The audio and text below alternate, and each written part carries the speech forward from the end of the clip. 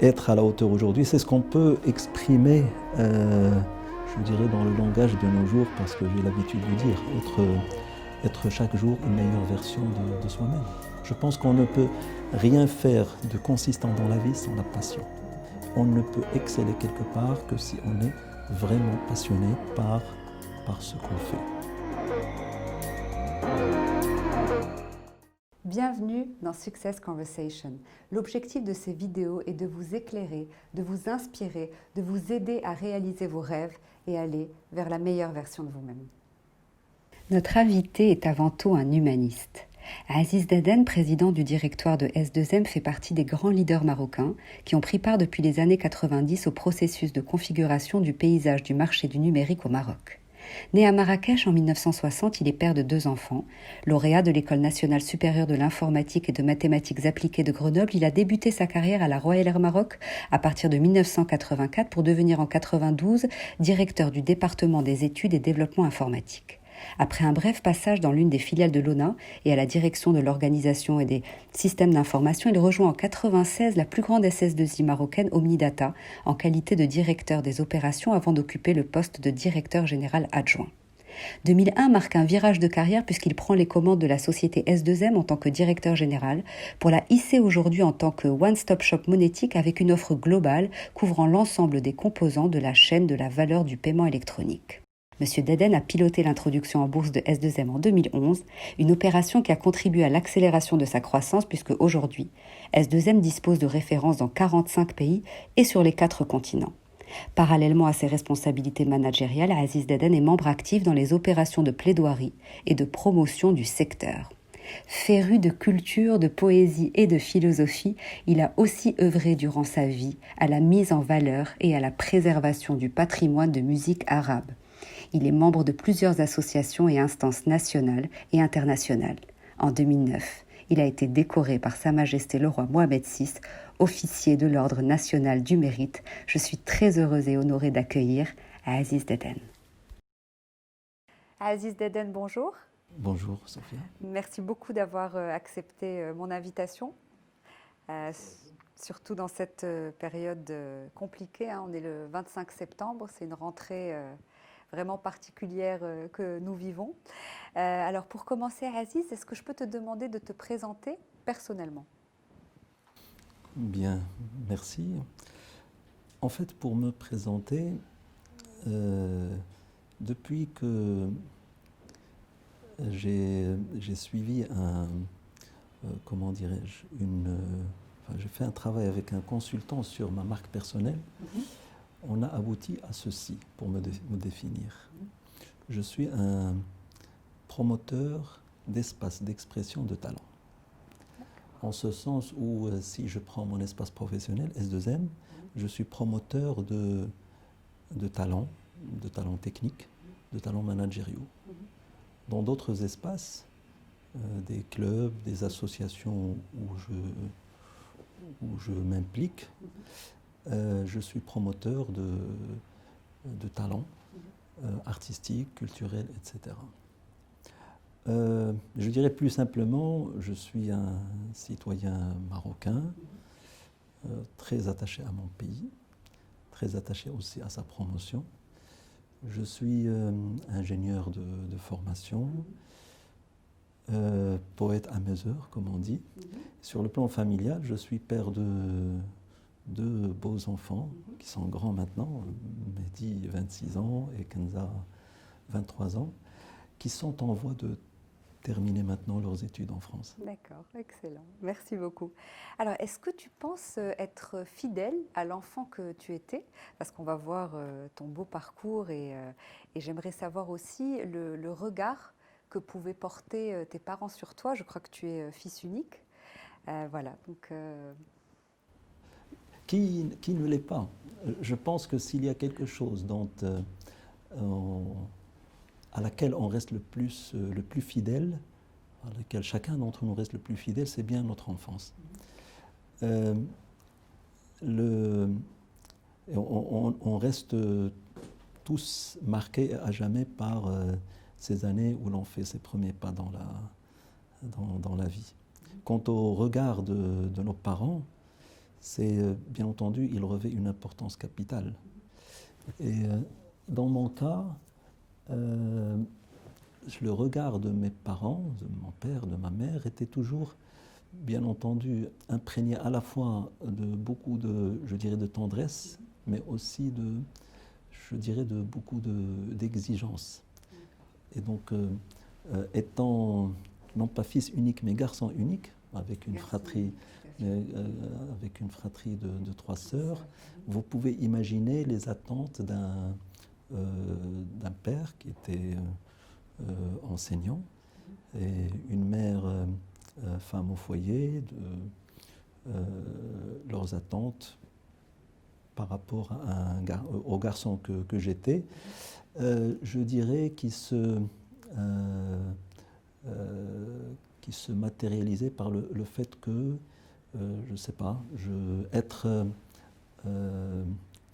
exemplaire en toutes circonstances, exceller dans ses études, être protecteur aussi pour son entourage, pour ses sœurs, etc. Voilà. Et donc, beaucoup d'attentes, donc être à la hauteur, je pense que c'est...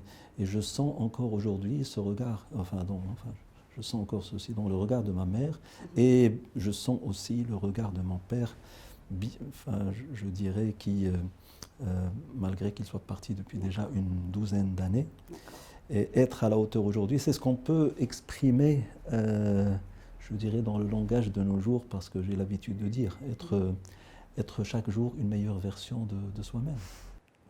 Très bien.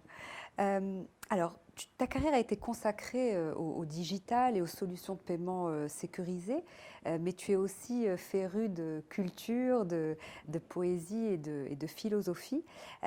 Du coup, j'aurais aimé savoir à partir de quel moment tu penses avoir fait un choix conscient d'orientation durant ton parcours. Parce que finalement, tu as ces qualités littéraires très fortes et cette orientation dans les nouvelles technologies. Donc, j'aimerais bien comprendre à partir de quel moment tu as fait ce choix d'orientation. Écoutez, c'était à l'âge de 14 ans. Et je m'en rappelle, je dirais, comme si c'était hier. En fait, jusqu'à cet âge-là, j'étais très porté, je dirais, sur les matières littéraires. Et mes notes en mathématiques étaient somme toute très moyennes. Jusqu'en 4e année secondaire, où c'était une rencontre qui a, je dirais, changé en quelque sorte ma perception et l'orientation dans ma vie. Et c'était la rencontre avec un professeur de mathématiques français qui, en fait, ça a fait deux choses. Premièrement, j'ai terminé l'année avec une moyenne en mathématiques de 10 sur 10. Voilà.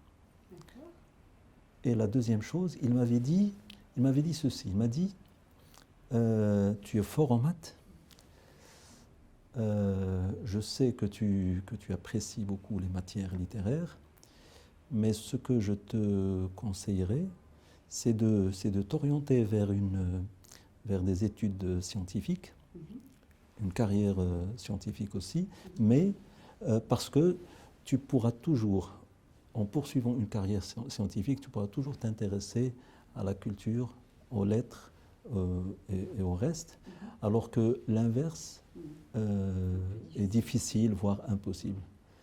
Voilà, et c'est ce qui fut fait. Voilà. D'accord, voilà. D'accord. Et donc aujourd'hui... Donc du coup, bac mathématiques, classe préparatoire, école d'ingénieur, carrière technique, puis managériale, etc. D'accord, d'accord, très bien.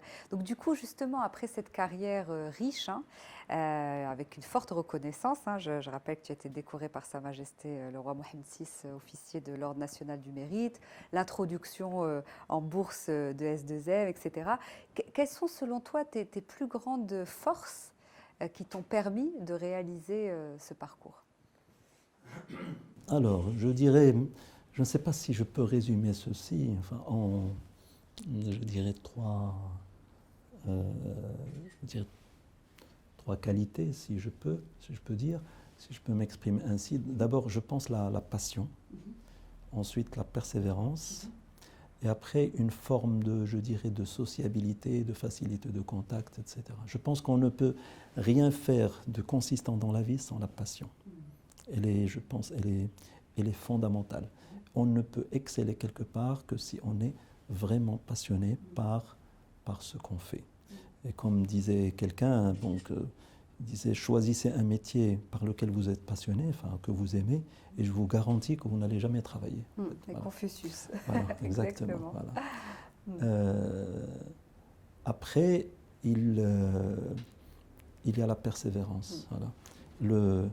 Le talent est une chose, mais le talent n'est rien s'il n'y a pas de persévérance, s'il n'y a pas s'il n'y a pas l'effort après. D'ailleurs, c'est ce que disait Jacques Brel, où il disait un vrai chanteur, un vrai artiste, c'est quelqu'un qui a un peu de talent. Et puis après, toute une vie à user, je dirais, pour, faire briller ce talent. Absolument, voilà. absolument, absolument. Et puis, il y a ce côté, je dirais, sociable, facilité de contact, etc., qui m'a énormément servi, je dirais, dans toutes les relations que j'ai développées avec nos partenaires, avec nos clients, nos partenaires de manière générale, au Maroc bien entendu, mais à travers le monde, où il est, à mon avis, important de pouvoir sceller des relations, je dirais, fortes sur le plan personnel, qui vont être le ciment, justement, je dirais, d'un business fructueux et de partenariat sur le long terme. Tout à fait, c'est intéressant. Alors je suis convaincue qu'on apprend le plus de nos échecs. Donc justement, quelle est peut-être la plus grosse épreuve, Aziz, que tu as vécue durant ta carrière professionnelle et quelles leçons en as-tu tiré? Quel enseignement? Écoutez, je suis passé par un grand groupe marocain où j'ai passé juste quelques mois. Voilà.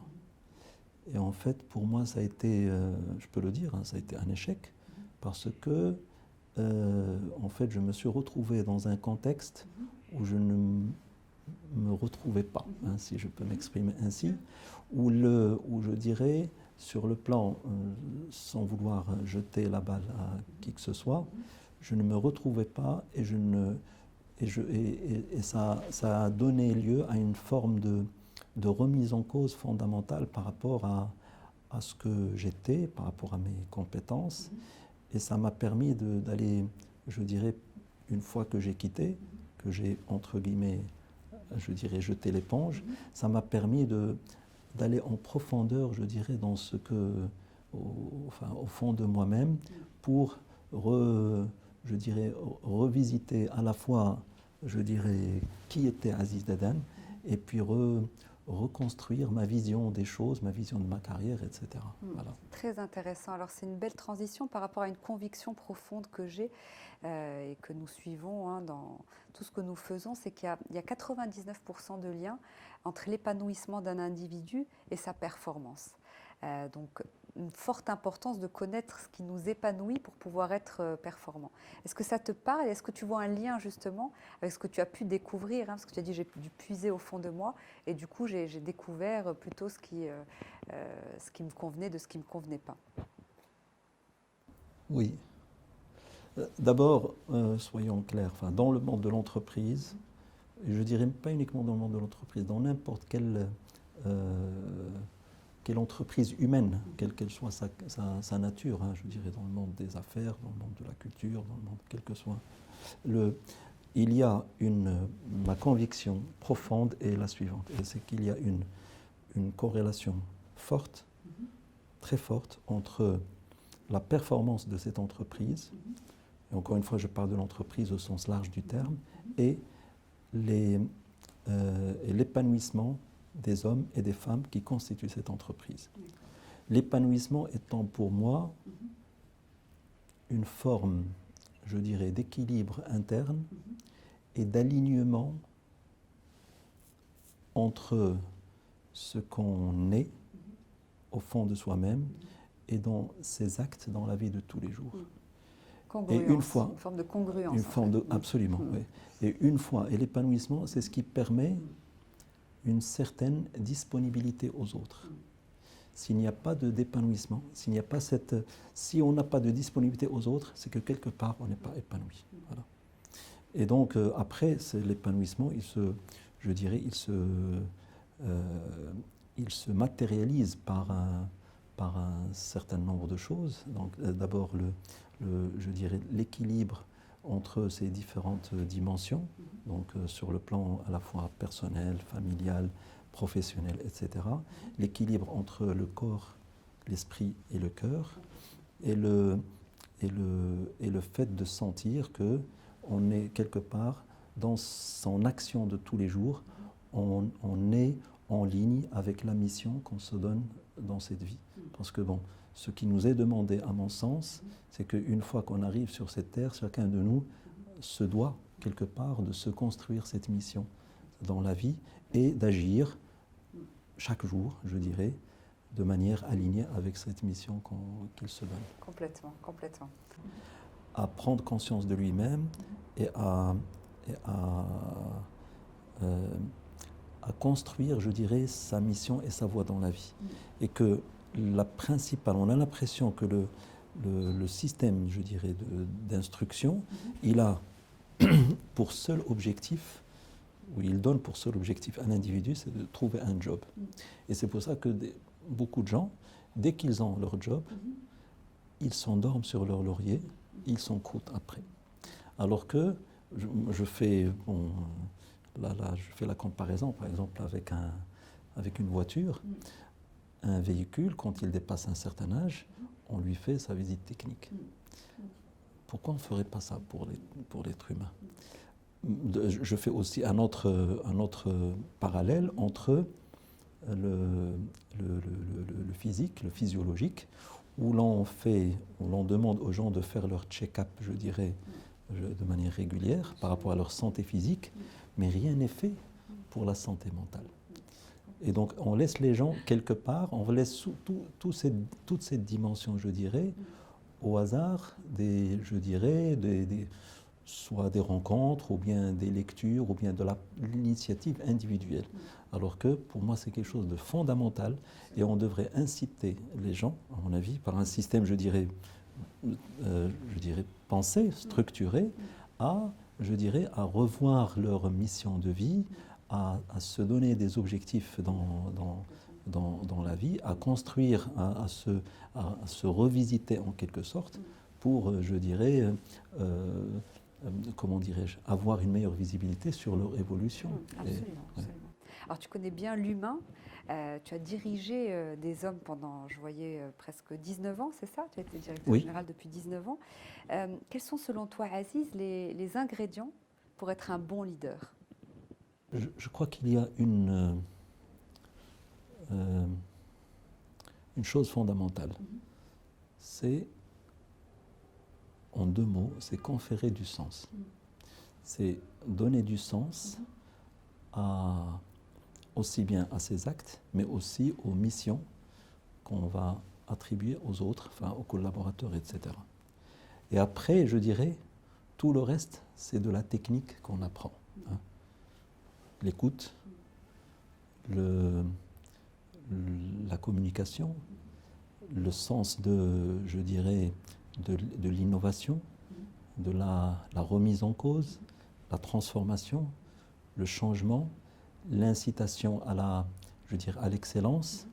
Bon, tout ça, c'est un ensemble de choses, je dirais, qui peuvent s'inscrire dans le cadre de projets d'entreprise, mais qui doivent toujours, à mon avis, être reliés, sous-tendus par le projet, je dirais, individuel. Il faudrait que chaque personne, chaque individu puisse se sentir qu'il est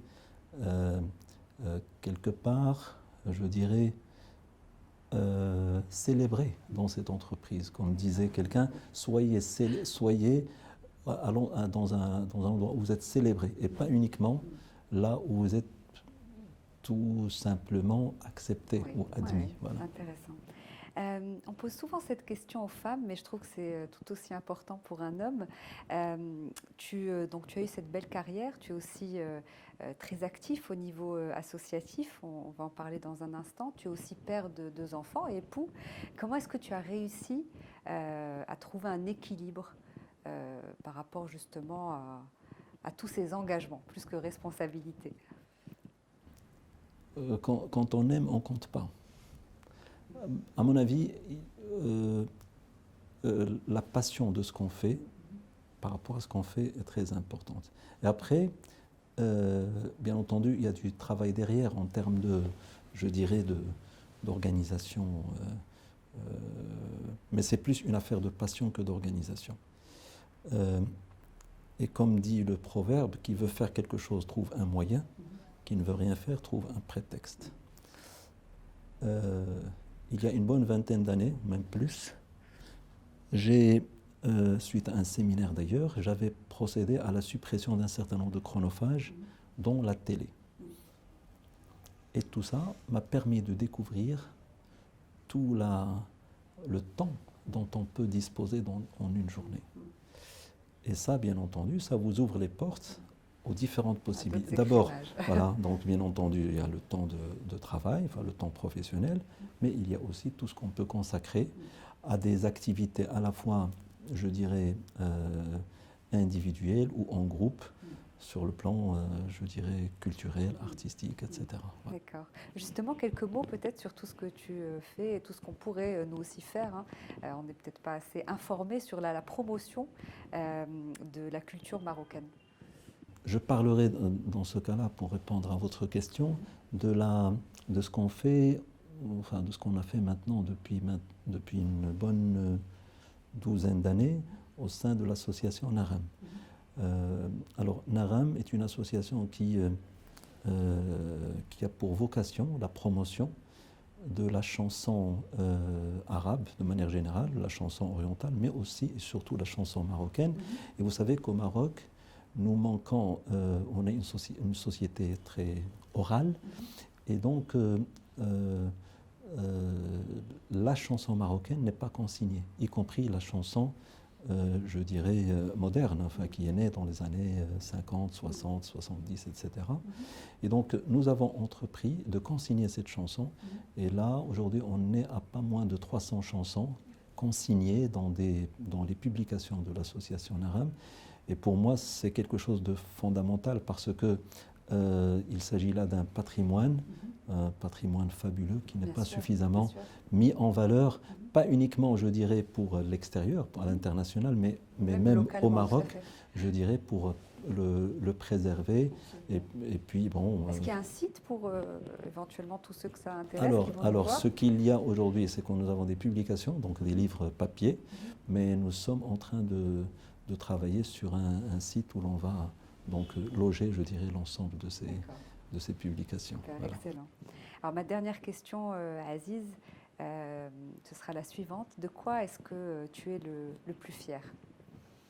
Je dirais, au bout du compte, de beaucoup de choses. Bon, d'abord de mes enfants, qui... je les vois aujourd'hui évoluer dans la vie, bien imprégnés par des valeurs que nous avons pu leur inculquer, leur maman et moi. Ça, pour moi, c'est fondamental. Deuxièmement, des belles réalisations, des belles conquêtes sur le plan professionnel qui ont fait que, enfin sur le plan professionnel, donc dans différents pays du monde, enfin dans presque maintenant aujourd'hui une cinquantaine de pays, et qui font que S2M est l'un, je dirais, des porte-drapeaux, je dirais, de la technologie IT marocaine, je dirais, à l'échelle internationale. Et puis, troisièmement, je reste très fier de du fait d'avoir gardé, je dirais, ce fort intérêt pour la culture de manière générale, pour l'art, pour la poésie, pour le chant, qui bien entendu, bon, même si je n'ai pas encore publié, mais je suis poète à mes heures, comme j'ai dit, en langue arabe, et donc il m'arrive de faire des lectures publiques, je dirais, de mes poèmes.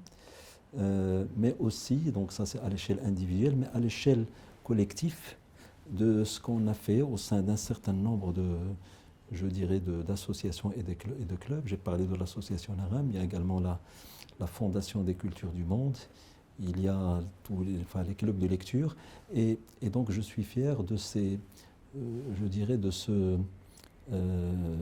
cette part de bonheur et d'épanouissement que, à travers ma contribution, j'ai pu apporter justement un ensemble à quelques dizaines, je dirais, de nos concitoyens je dirais, pour qu'ils puissent, pour que leur talent puisse, je dirais, se révéler. Merci beaucoup Aziz Daden, j'étais vraiment enchantée, c'était très inspirant et j'imagine que ça l'est pour tous ceux qui vont nous voir. Vraiment merci du fond du cœur pour cet échange et j'espère à très bientôt. Merci à vous Sophia Septi. Merci.